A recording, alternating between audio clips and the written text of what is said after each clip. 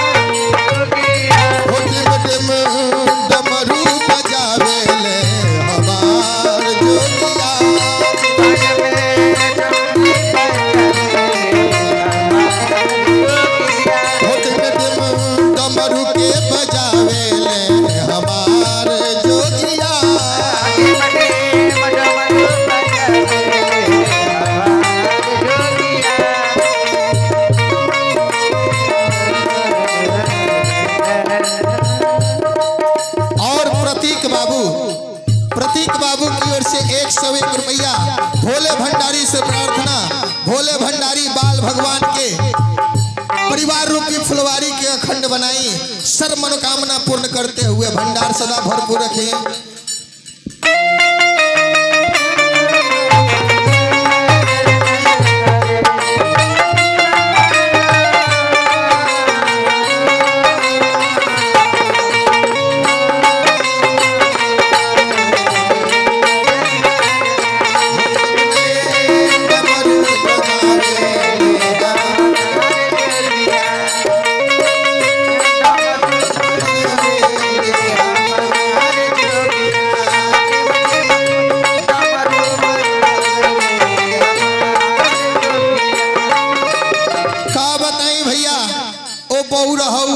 जतना बखान कइल जाए उतना कमे बा। कर में त्रिशूल गले मुंड माला, कर में त्रिशूल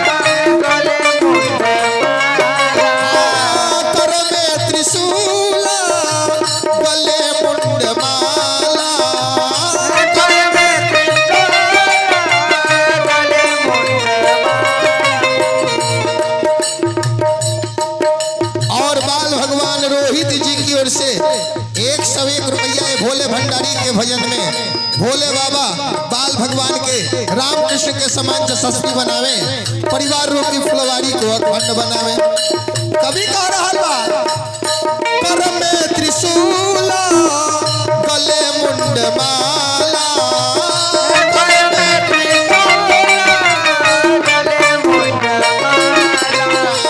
हर हर शंभू बाबा बैलवाला,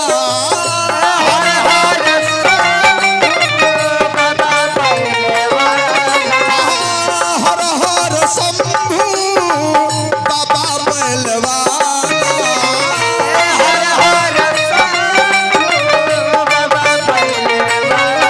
कर में भभूति रमावेले हमार जोगिया,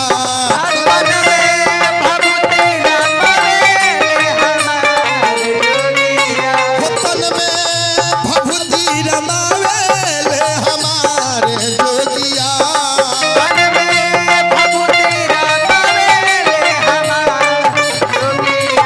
ढिम ढिम डमरू बजावेले हमार जोगिया, ढिम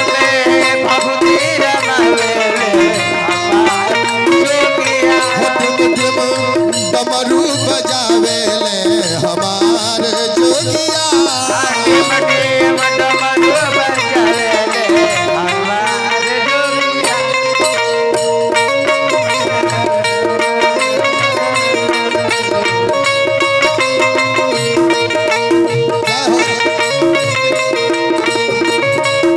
जय हो मास्टर, जय हो।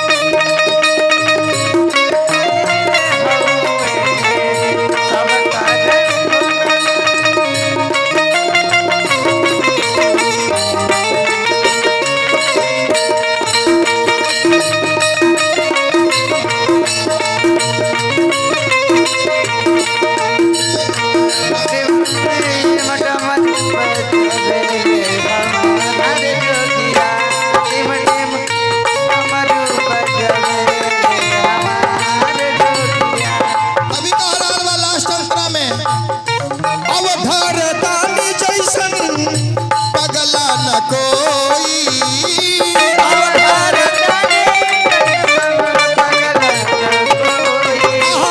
अवधर दानी जैसन पगला न कोई,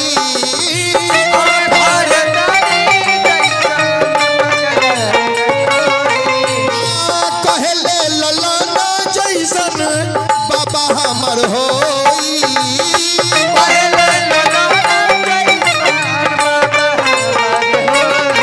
अवधर दानी जैसन पगला न कोई,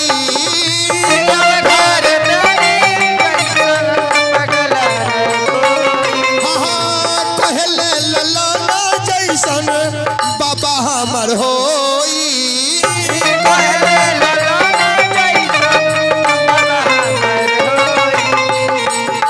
नर लीला रचावेले, नर लीला रचावेले हमार जोगिया,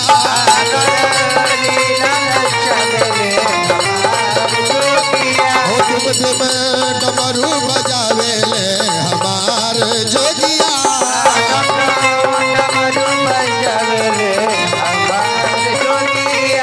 ढिम ढिम डमरू के बजावेले